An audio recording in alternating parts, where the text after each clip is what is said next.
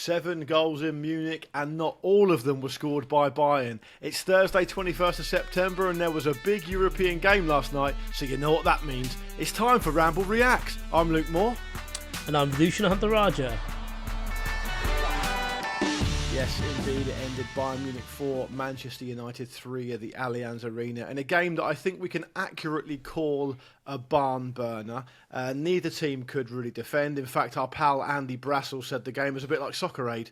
It was a fantastic watch for sure, and Bayern will be pleased to get their Champions League campaign off to a win. But if either of these teams want to make an impression on this season's Champions League, they're going to need to defend better than that, aren't they, Vish?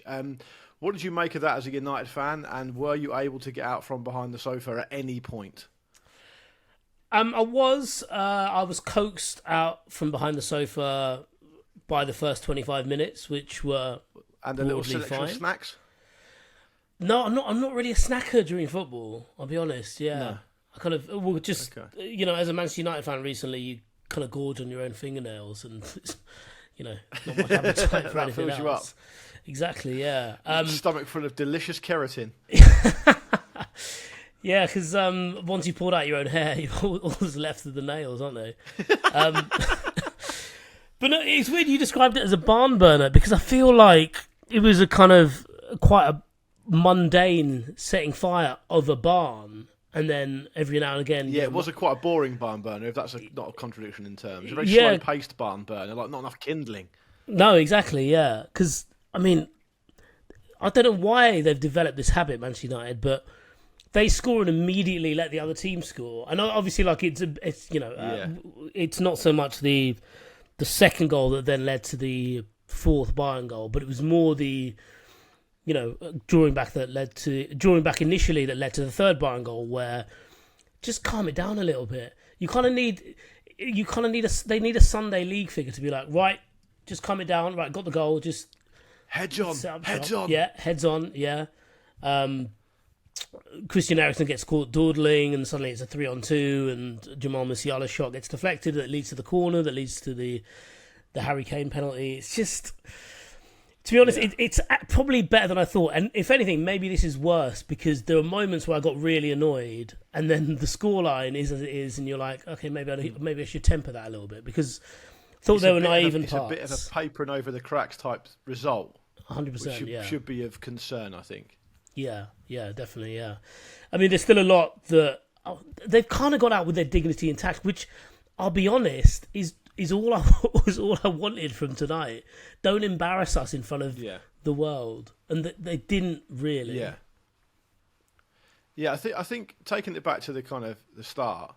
You mentioned at the top of that point there about the first 25 minutes kind of coaxing you out from behind your fingers or from behind the sofa or whatever. And I did feel like, as a neutral, the Onana error was a real shame, because it felt like United had a hold of Bayern at least. I wouldn't say they necessarily had a proper foothold on things, but they were competing. They kind of, Rashford had a little bit of joy. They were, sort of probing a little bit. And that goal took the wind out of their sails quite dramatically.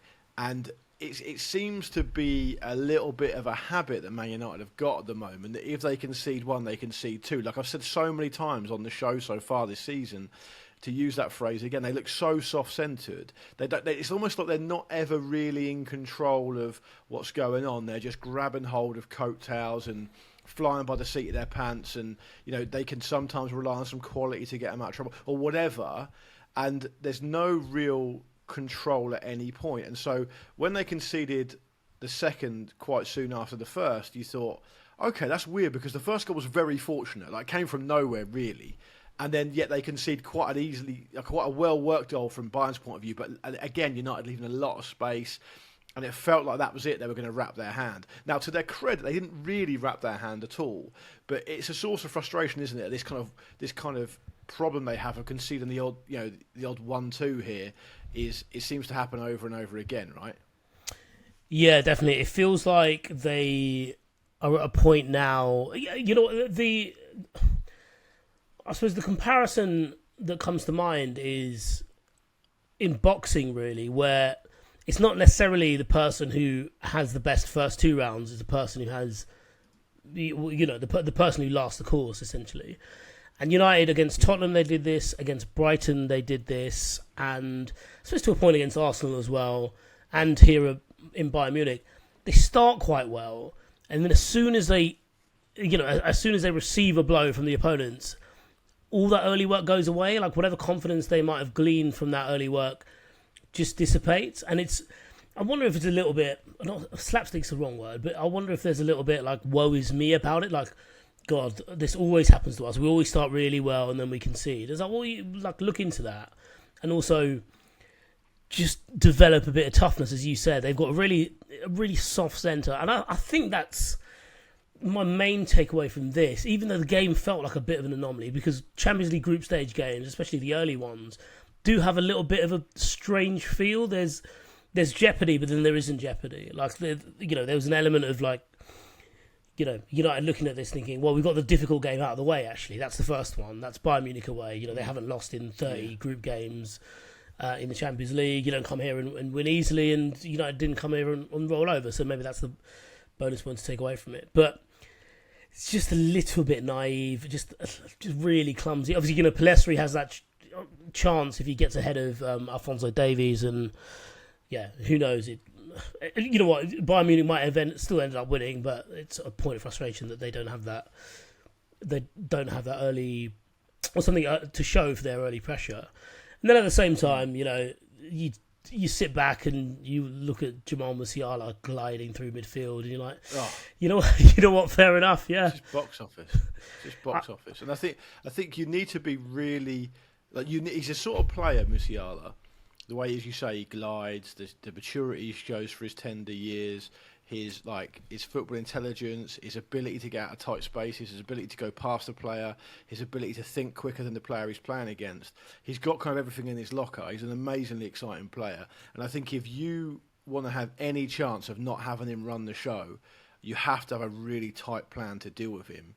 And unfortunately, regardless of what you think about the personnel Man United have, the players they've got, the players they've paid for, no one in that central area can deal with him. And Casemiro's not got the legs to deal with him. Eriksen's not that sort of player. Fernandes isn't going to track back like that.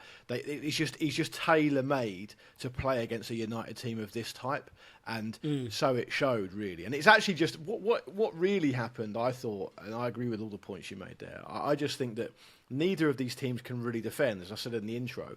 So, yeah, United are going to get joy. And I think coming out the second half the way they did, and Rasmus Højlund getting his first goal was obviously really important.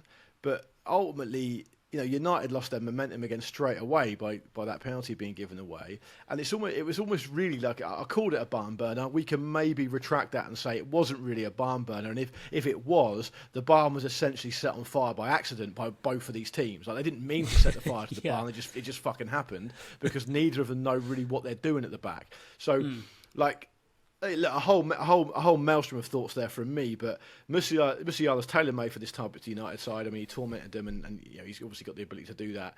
But even when United did come out and start well again at the start of a half, effectively, they get on the end of a pretty, maybe a pretty harsh decision for a penalty. I don't know what you made of it.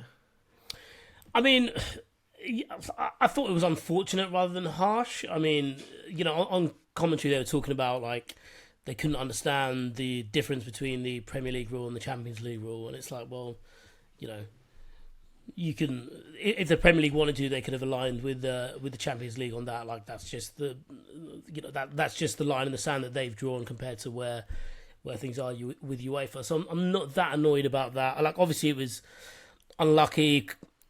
If it was in the other box, I'd be thinking, right, that should be given. I would like that, please, sir. But kind of as I alluded to before, that sequence that led to the corner was avoidable. It shouldn't have happened as easy as it did. So I'm more annoyed about that than the handball. But yeah, no, it was it was fascinating watching Bayern with Harry Kane, and he obviously scored the penalty, but then broadly had quite a night, and you kind of wonder if it's going to be hard for him to exist like that, having spent so long, not just for Spurs, but for England, being the main guy, being the centre of everything, when it's like, maybe you don't have to clock your overtime anymore. You don't need to drop back as deep. You don't need to have the ball all the time. We've got plenty of people who are going to run beyond you, who are going to do all the work behind you, and even someone like, there was a moment where he dropped quite far back and Kimmich demanded the ball off him, and he was like, no, you go. Like, it's fine. We have this, Harry. Don't worry about it.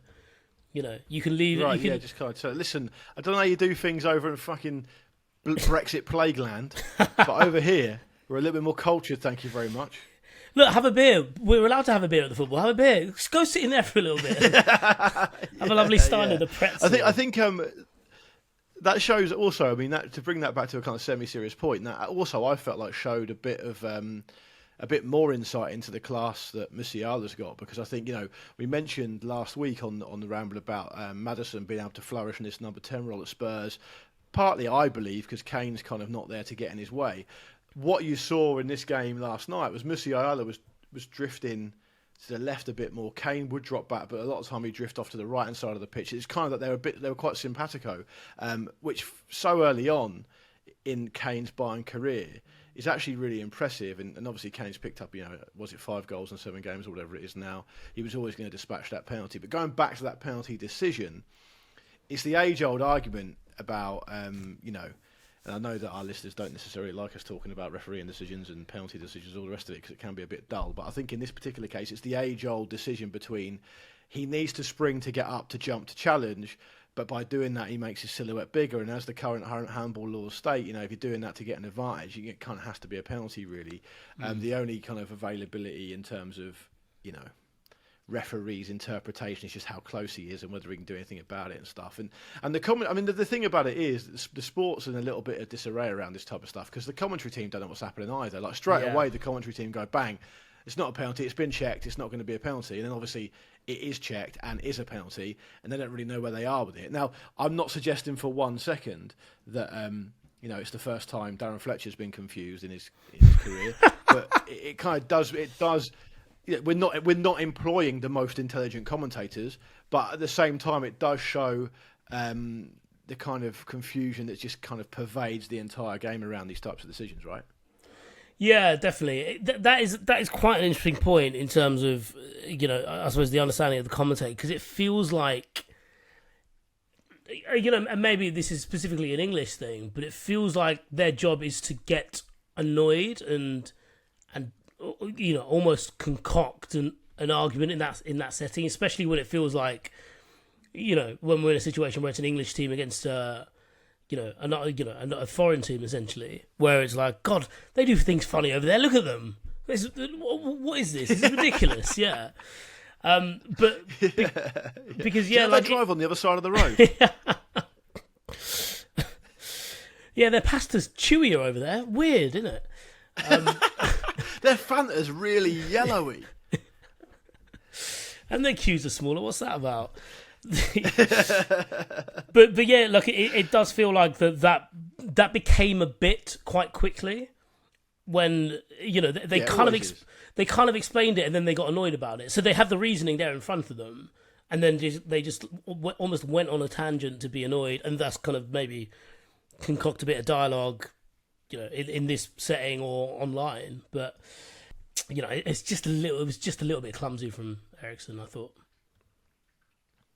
Yeah, and so that was the goal that kind of really sealed the deal. But having said that, Casemiro had a good go at pegging it back a couple of times. I mean, the last 5 minutes or so was a bit crazy. It was as Andy says, it was a bit soccer-aid. It was a bit like, okay, you know, this is really not helping either team, because Man United don't have a realistic chance of winning the Champions League this season. I'll put that out there right now. And the form I'm on at the moment means they're almost guaranteed to win the fucking thing. But I don't think they've got a realistic chance, right?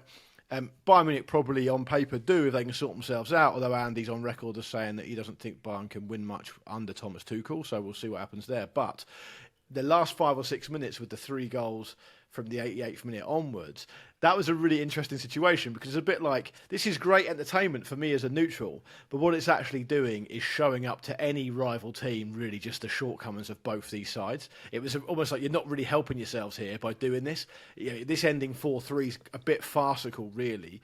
And of course, the second Casemiro goal comes so late on that it's not really, it's not really kind of here nor there, to be honest. But and then we end up with a 4-3 scoreline, which is a bit like, wow, that was an amazing game. But actually, as we kind of touched on at the start, it's not really a game that's going to live long in the memory, right? I kind of feel like the next time the Champions League rolls around again, we'll probably forget about this pretty quickly, right?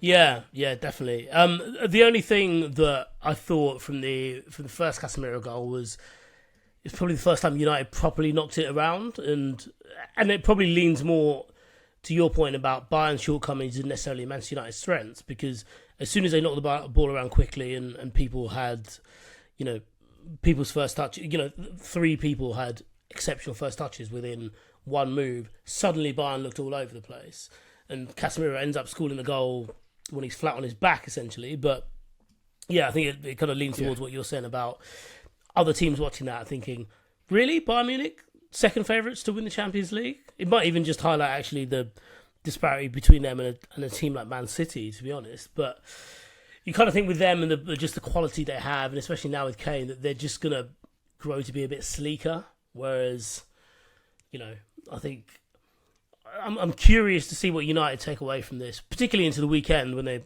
they're up against Burnley, but just more broadly into, it's almost a valiant defeat, and they actually haven't had many of those. They played well for a bit against Arsenal, but Arsenal ran away with it, and probably the scoreline in the end reflected the difference between the two sides. But you kind of wonder if actually kidding themselves into thinking, God, weird game, but we were a bit unlucky there for this one in particular against Bayern Munich, away to Bayern Munich, could be harnessed in some way as some kind of positive, especially at a time where they need something to hold on to. Yeah, I think coming away from that with that result, I mean, as I said at the start, like 7 goals, 4-3. I mean, Man United are never going to be politically in a situation where anyone can say this, from the club, obviously, because of the pride involved and because of the history of Man United, and particularly the Man United history against Bayern Munich, 99 and all that. But I mean, they'll be delighted to get out of that. I mean, Bayern Munich were by far the better team. They were just really sloppy.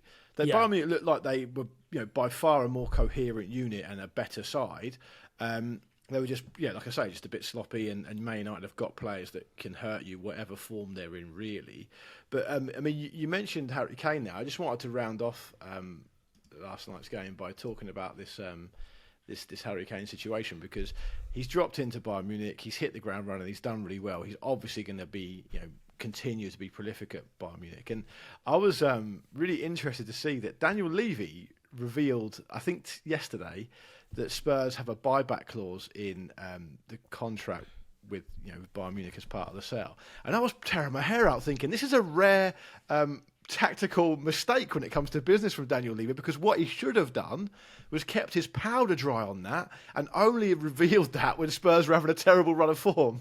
So Spurs fans can have a little bit of hope.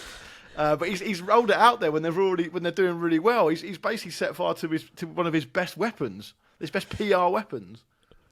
Yeah, that is. I mean, I don't know about that, because maybe it'd be one of those things that, like, when things go badly, they think, oh, we could always get Kane back, because you said there was that thing there.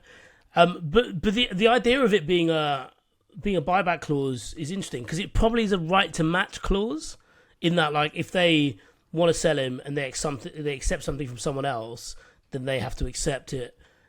That they have to accept an offer from Spurs of the same value, because like a best matching offer kind of thing. Yeah, exactly. Yeah, because if they suddenly, if in 2 years' time they decided, right, we're going to buy him back, and surely the clause would be like 70 million, which would be ridiculous for like a 32-year-old Harry Kane, 33-year-old Harry Kane.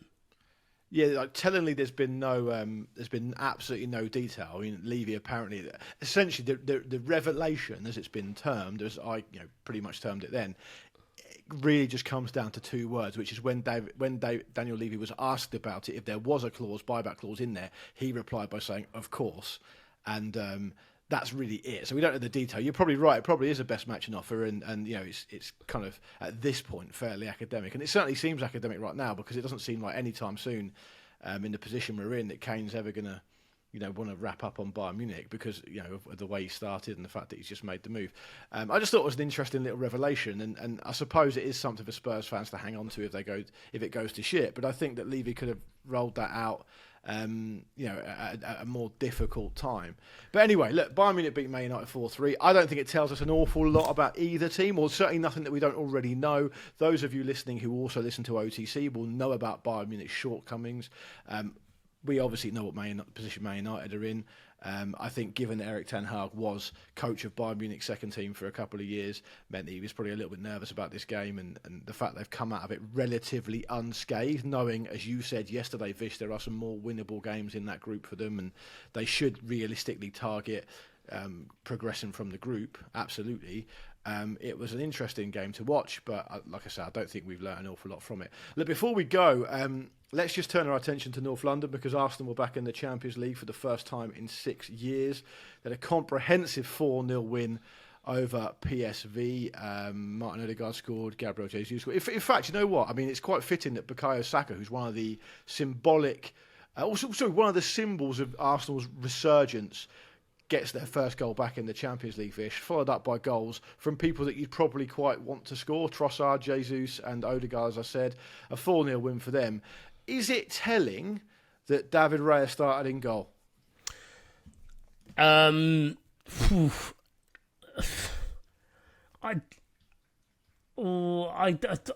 really torn on this, because certainly when Raya started against Everton, my thought was, okay, maybe saving Ramsdale for the next 2 games, this game against PSV and the North London derby on the weekend.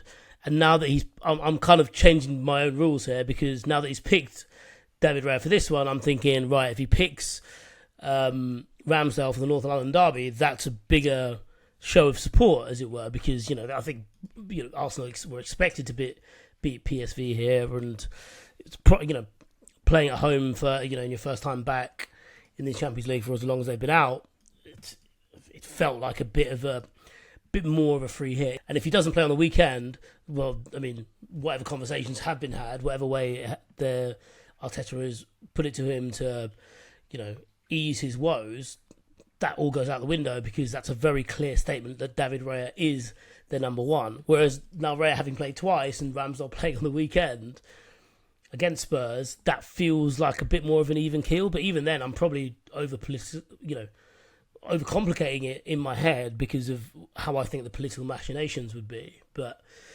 yeah, I honestly have no idea. my take is a little less complicated than this, and we live by the sword and die by the sword. So if I'm wrong, then I'm sure people won't be short of telling me. I actually think that he likes Raya. And I think Ray is going to be the first choice goalkeeper. I think he's tried to manage expectations in terms of PR around saying things that really he needs to say to kind of manage his message around the fact that he wants 2 good players in each position, all the rest of it. I think if you look at the stuff that's come out, as I said yesterday, about Ramsdale potentially being linked with clubs elsewhere, you look at the fact that the coaching team is essentially dominated by Spanish coaches. I mean, the goalkeeping coach is Spanish. 2 of the assistant coaches are Spanish. Of course, Mikel Arteta is Spanish. I think he sees Raya. He thinks he's available. He wants to come here. I think if I put myself in Arteta's mind, I think he thinks he's a better goalkeeper than Ramsdale, and we have a responsibility to build on our success so far and to improve. And Raya is an improvement on Ramsdale, so that's why I'm making that decision. And of course, he manages it with the PR chat that he manages it with, and that's kind of understandable. And it doesn't mean to say that the door's closed forever for Ramsdale, because he's a great keeper and he's a part of the England setup and all the rest of it. And you just don't know what's going to happen in 2 weeks' time if Raya could break a leg or something. But ultimately, I think Raya's his first choice, and that'll be that. And I think quietly but very efficiently, you'll just see Raya starting games. I think he'll start a North London derby, and I think he'll continue to play. And if he carries on, picking up clean sheets, ultimately, really, as we were saying, can't remember if it was you and I talking about it off air a couple of days ago. Football is ultimately a proper meritocratic system, right? It has to be.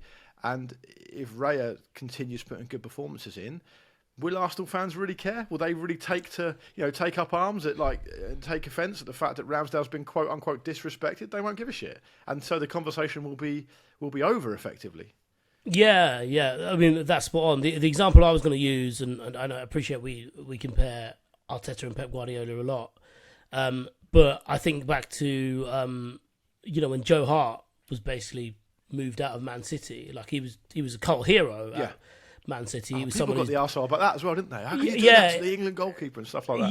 Yeah. And maybe it's a bit more, it's easy to be more focused when it's a goalkeeper because he's one position on a field and generally you get used to that guy who's, between the posts. But they got, as you said, because they were winning, they got over that pretty quickly and it kind of didn't matter. And actually people reflect in hindsight, that was absolutely the right decision and keeping emotion out of it was the right way to go about it.